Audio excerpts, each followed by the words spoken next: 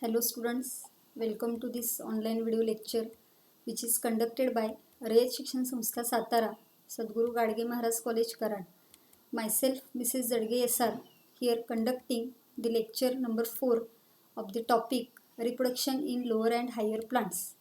In previous lecture we have completed the information about the female reproductive whorl, that is gynoecium, and the three types of pollination, that is autogamy, geitonogamy and genogamy. Okay. In today's lecture we are going to see the different types of pollination which were carried out with the help of different pollinating agents. So first of all we have to see here what are the different pollinating agents. So the first point here, agencies of pollination. For the transfer of pollen grains, certain external carriers are required which are described as the agencies of pollination or pollinating agents. Means the transfer of pollen grains is taking place with the help of some external carriers, and these are known as agencies of pollination or pollinating agents. There are basically two types of agents we can see. The first point here, that is abiotic agents. Here the non-living physical factors are involved for the pollination process. Those factors are wind and water. So with the help of wind and water the pollination is carried out, and these are non-living factors and hence called as abiotic agents. The second type of agents are known as biotic agents, where the living organisms are responsible for the pollination process. These are insects, birds and bats, and all these are living organisms taking part in the pollination process. Hence such type of agents are called as biotic agents. So total there are 5 different agents we can see, that is wind and water from abiotic agents and insect, bird and bats from biotic agents, and accordingly there are 5 types of pollinations we can observe. So let us see first here the types of pollinations which are based on the agents involved. So first type here we can observe, that is the anemophily. Here anemon means wind and phily means loving or attracting. Means the pollination which is carried out with the help of wind is known as anemophily, or it is also called as a wind pollination, and the plants are called as anemophilous plants. The second type here, it is known as a hydrophily.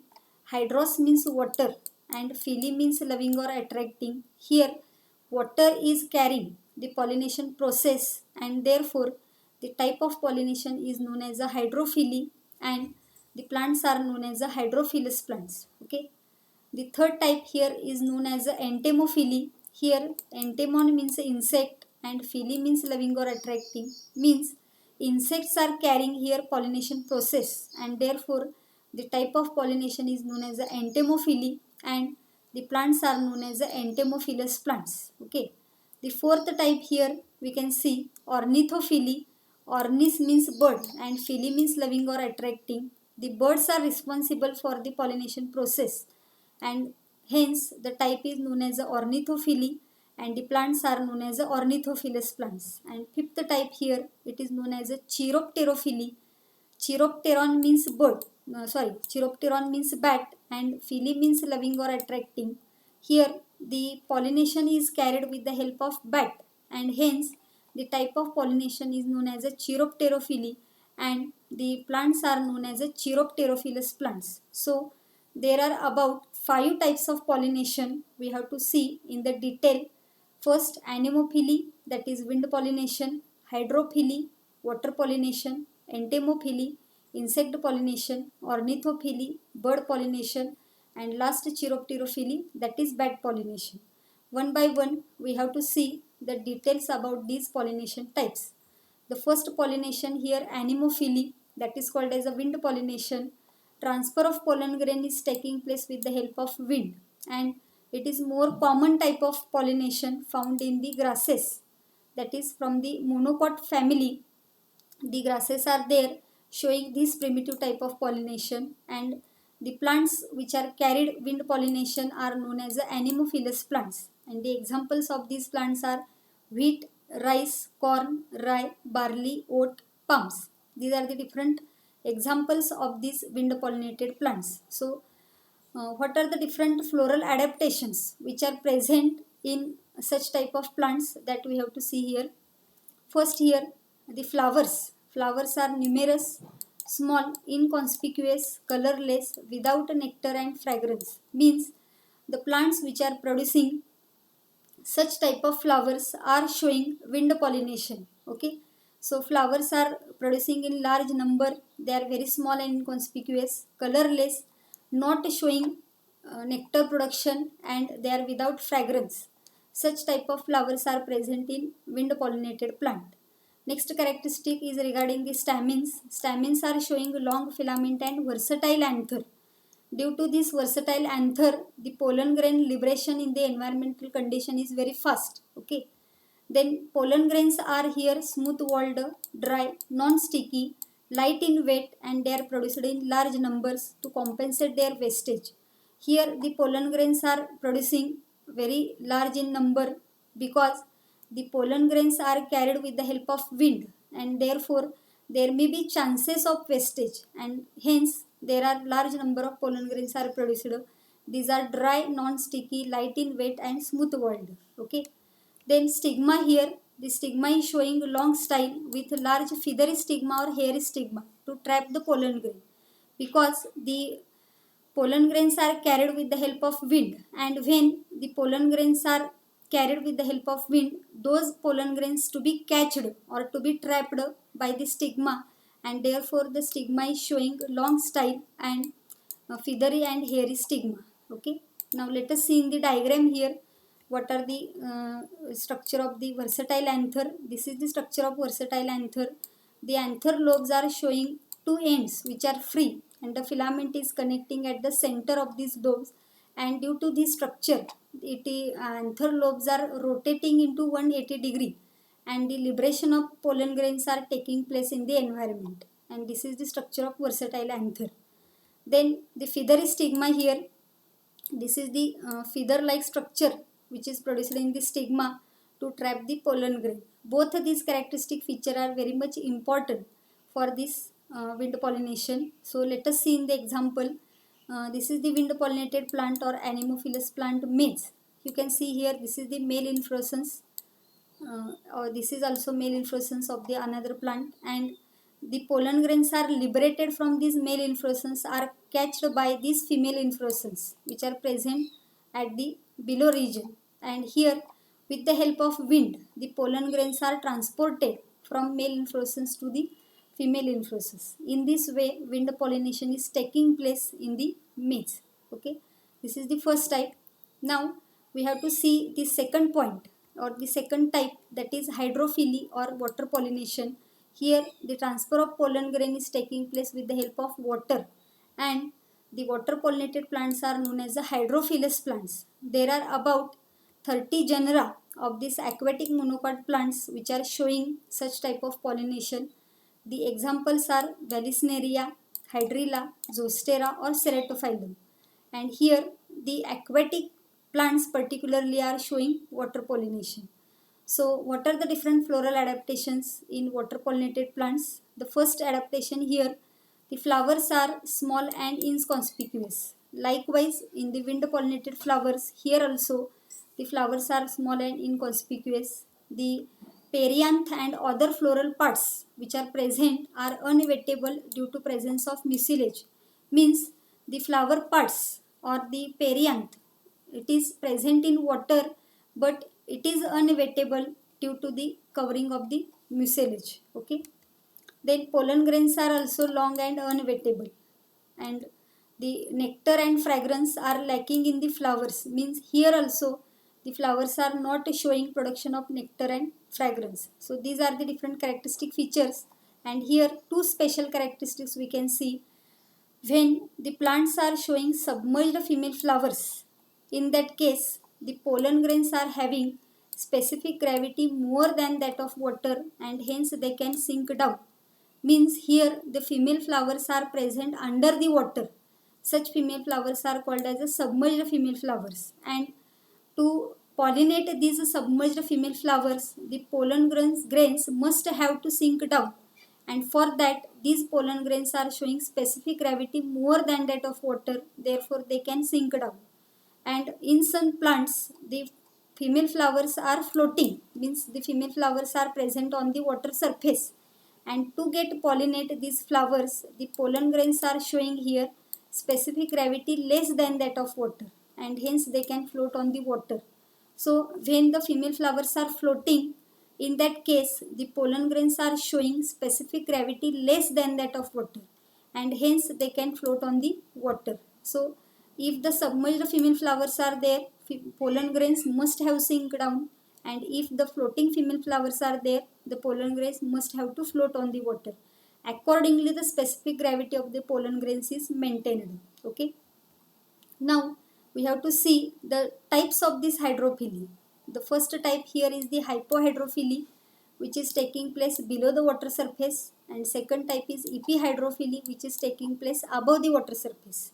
So what are the basic differences between these two types that we have to see here?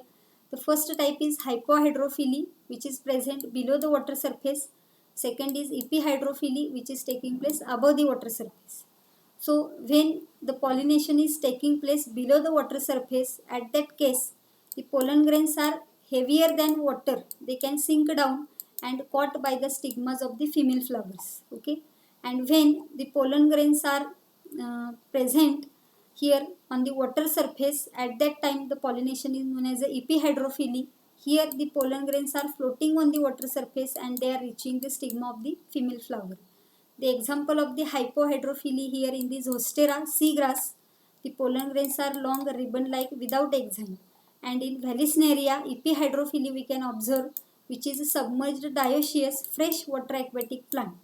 These are the two examples of each type, and here the diagrammatic representation we can see here. This is the diagrammatic view of the pollination. This is the female flower which is present under the water surface. This is the water surface, you can see under the water.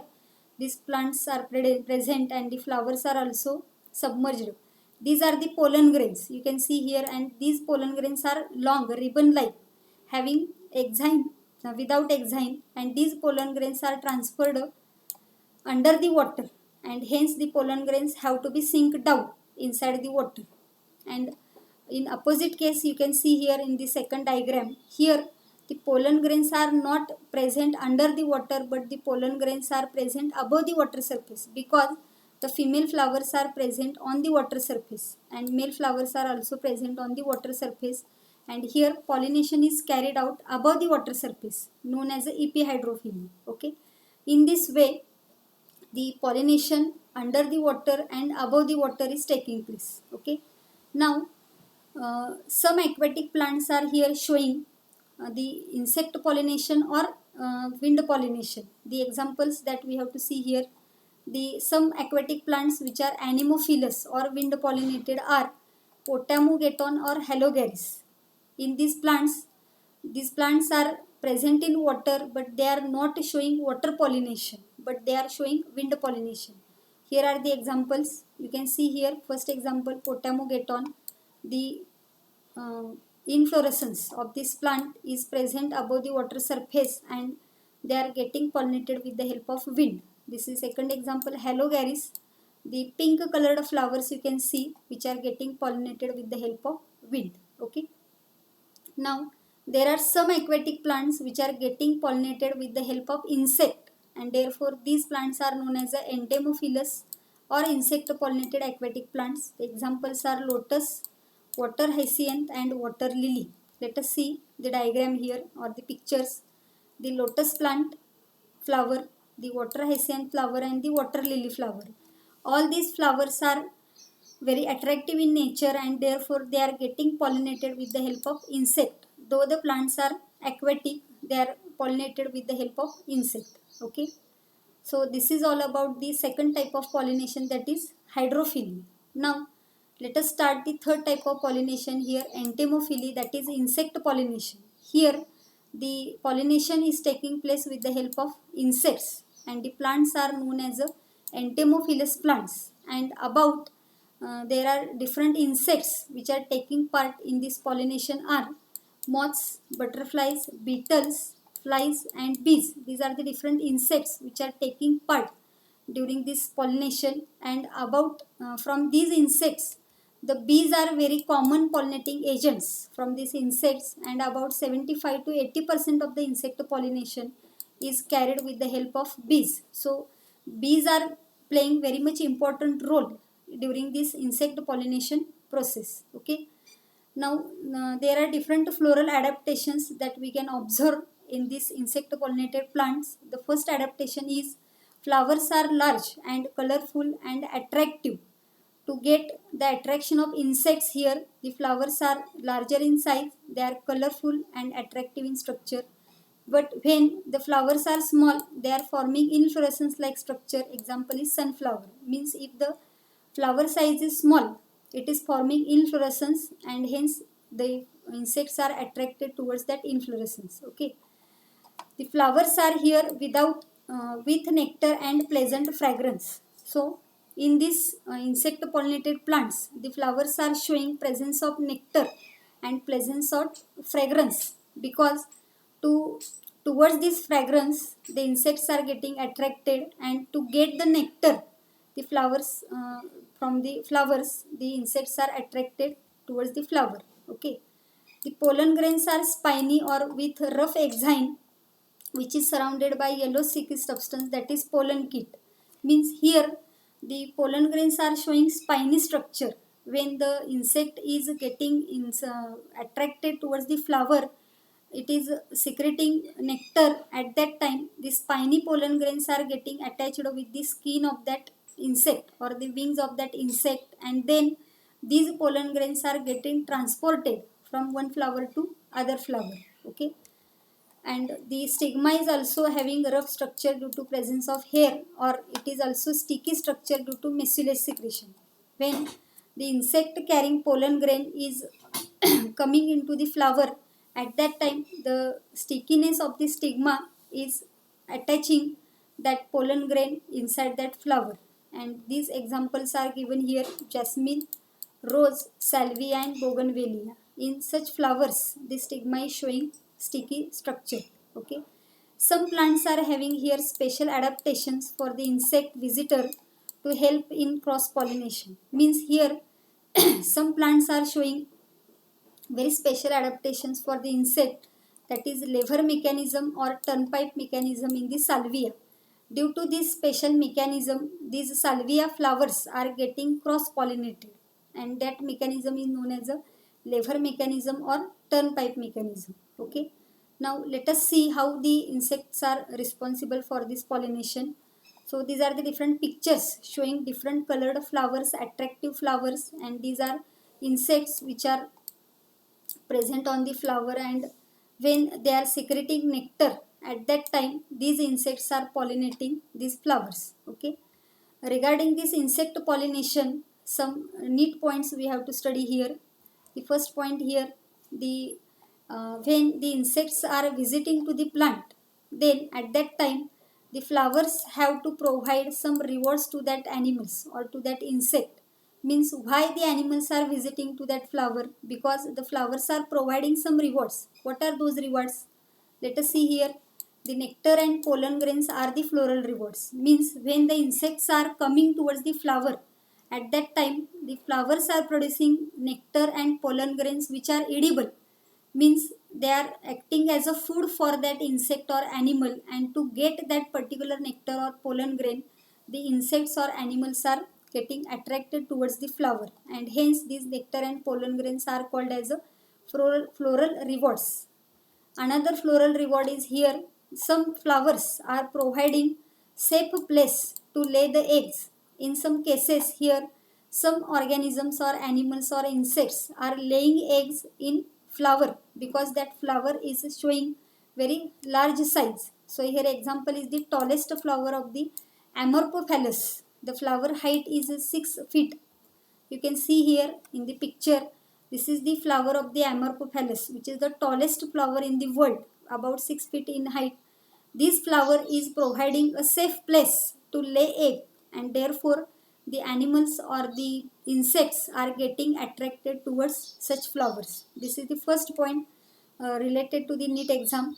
Now the second point here from the NCERT book, that is in between the plant and in between the pollinating agent, that is the insect, here relationship is present, and example is given, relationship existing between the species of moth and the plant yucca.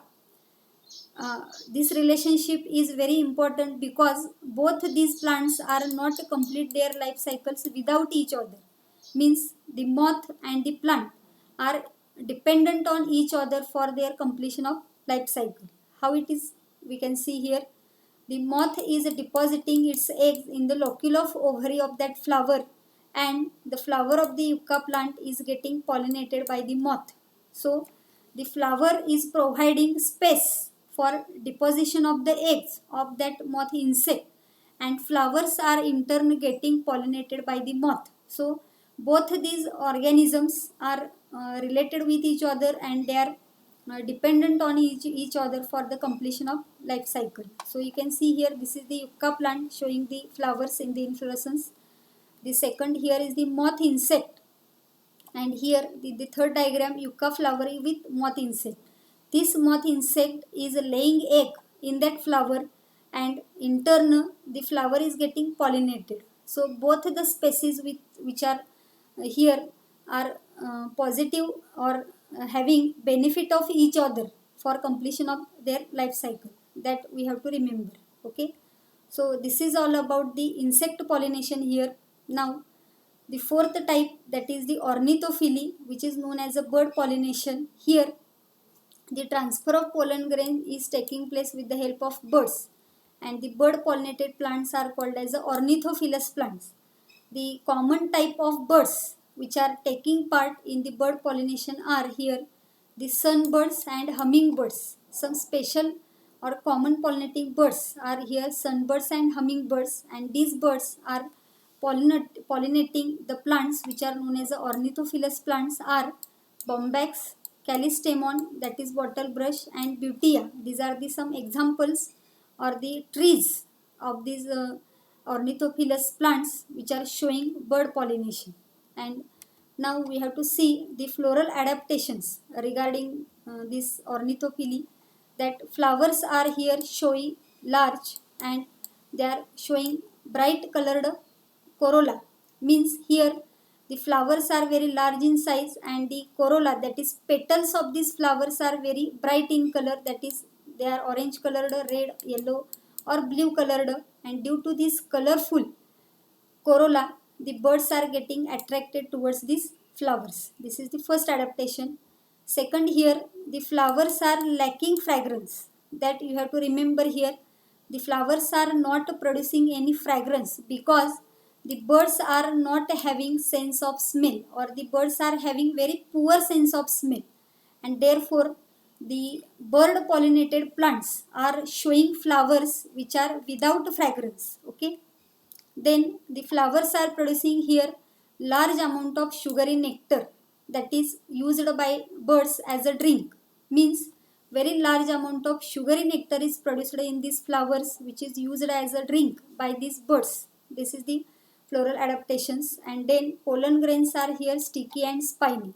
In this insect pollination also the sticky and spiny pollen grains are there. In the same way here also the pollen grains are sticky and spiny. So these are the floral adaptations regarding the ornithophily. Now let us see here the diagrams of this bird pollination or the pictures. Here you can see these are the different types of birds which are present, and here the bird pollination is taking place in these flowers. These flowers are very attractive in color, and they are showing bright colored corolla, due to which the flowers are showy and birds are getting attracted towards these flowers. Okay, now the last type of pollination, that is known as a chiropterophily or bat pollination. Here the transfer of pollen grain is taking place through the bats, and bat pollinated plants are called as a chiropterophilous plants, and the bats are here transferring the pollen grains over a long distance. Sometimes the distance it may be of several kilometers. Means the bats are transferring the pollen grains about several kilometer distance from one place to another place. And here you can see in the diagram, this is the bat pollinating such type of flowers. Okay, now we have to see the different floral adaptations regarding to this bat pollination or chiropterophily. So here flowers are dull colored with strong fragrance. Here, as we know, the bats are nocturnal animals, means they are uh, uh, feeding on these flowers at the night time, and hence the color of the flower is not very attractive, or not bright colored flowers are there, but the flowers are dull colored, because the bats are nocturnal organisms and they are showing strong fragrance. Due to strong fragrance, the bats are attracted towards that flower. Then they are secreting abundant nectar.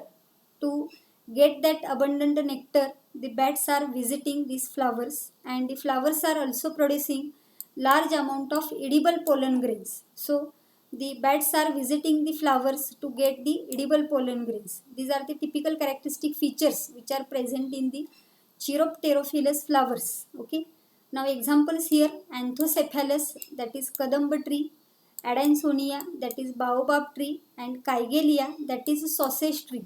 These are very huge trees which are present and showing bat pollination. So one by one we have to see the pictures of these trees. So first here is the Anthocephalus or kadamba tree, which is a bat pollinated plant.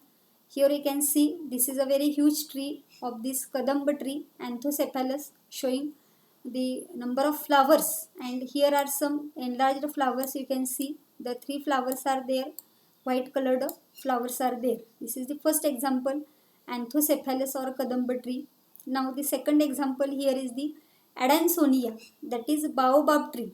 So you may observe such type of trees, and such type of trees are of Adansonia or baobab tree, and these are the flowers of these plants which are getting pollinated with the help of bat. And the third example here is the Kygelia tree, which is known as a sausage tree.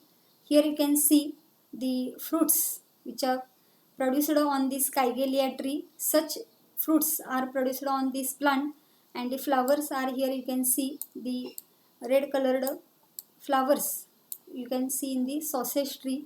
So these are the 3 examples of these plants which are getting pollinated with the help of bats. So in this way, in today's lecture we have completed the all 5 types of pollination according to the agents involved. So we will stop here, and in the next lecture we have to see the next point.